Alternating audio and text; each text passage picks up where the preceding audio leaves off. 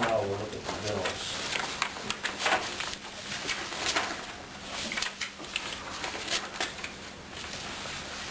If you take a look at the checks for payment listing,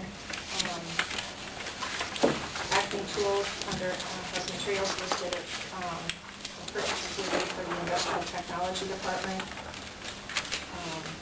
Des Moines Register publication, $1,741. That was part of the superintendent search expense. Job target partway, just a little bit further down under services. There was also an advertisement placed at the ESA for the superintendent position. Manson, Northwest Webster Community School District Special Ed is for a student who's actually placed at Ravner Ranch under court order, attended 40 days of school, and the transportation and tuition expense. Next month, SAC will have a bill because we have a SAC student attending the same setting, court order placement.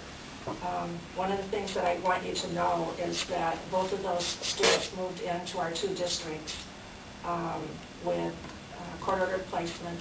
We've never had any input in what's going on, and my arteries are clear because I spent time today talking to with high blood pressure to Ravners and to Manson isn't the group that we can be concerned about. They're just the fiscal agent.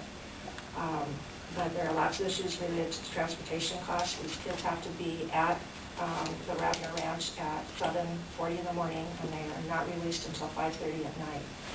It's a 20-week court order placement for them. We've never seen these kids. We know that they live in our district, so we're responsible for them.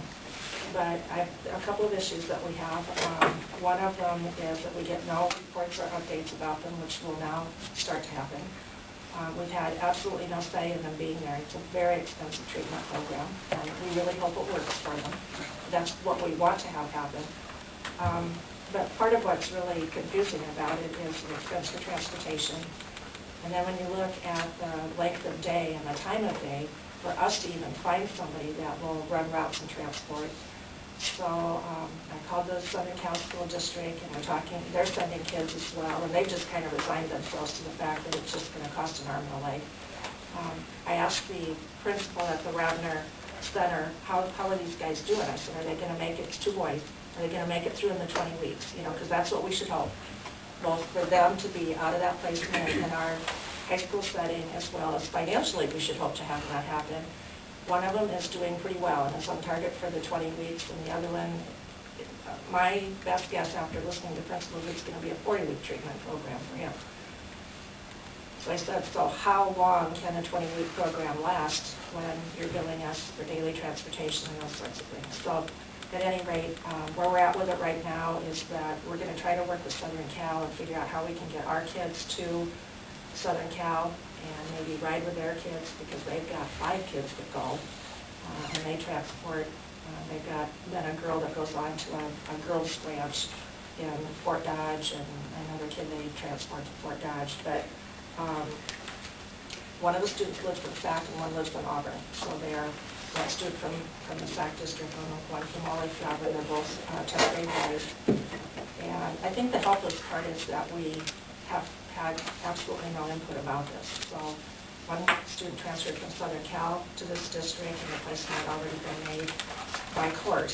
And then a student in Auburn came from the Carroll School District and had already been placed by court. And something about that doesn't seem right, mostly because these big chunks of money are leaving our district. Taxation without representation.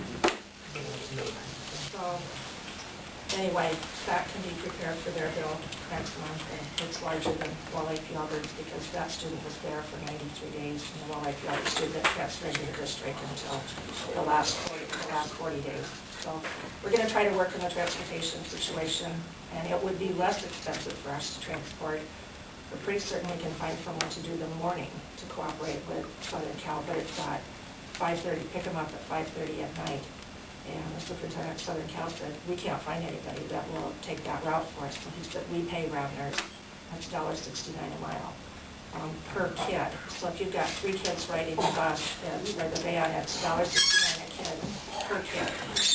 That's my issue, okay, along with, we had no say in what's happened about this. So, I suggested that we have a really great alternative school in our district. I said we work with Denison Boys and Girls Home more often, and we already have a student in that district, and we have a residential student, so. So they're transporting them right now for us, right? Yeah, so. Sideline occupation with this.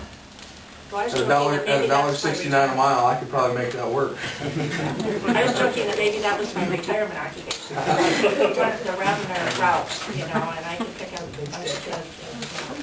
So anyway, when you see that bill, I just think it would be unusual to see one from Manson because we don't have it in enrolled kids. So what does Manson do with this money? Well, the Ravener Ranch is in the Manson School District, and they're the fiscal agent.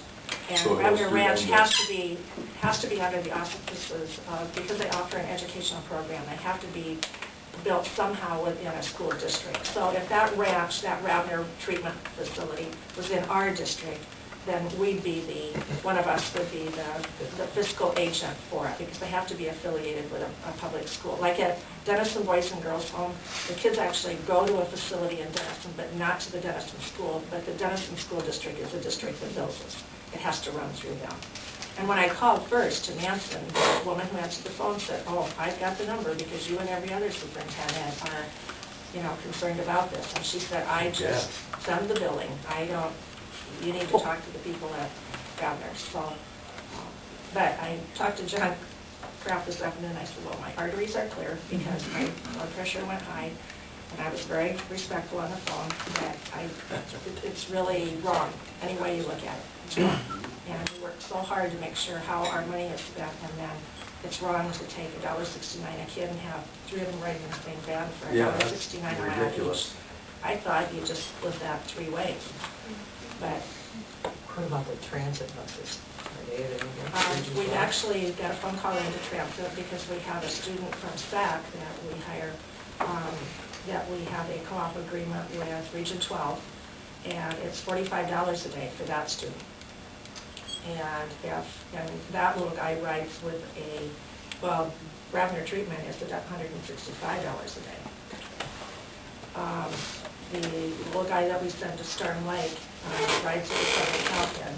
So they pick that one up first, and if they take just our student, it's $60 a day. So if that little guy's sick, it's just ours, it's $60 a day, but it's $45 if they each ride. So we have a phone call into them to see if they would, consider taking maybe the Southern Cal, Rockwell City, Whitten, and SAC kids, because the bus that size could take all of our 3 schools, the East SAC, Southern Cal, and Rockwell City, Whitten. Problems were in 2 regional COG districts. Maybe might have I don't know. I don't know what's going to happen, but I've never felt like calling the legislator today.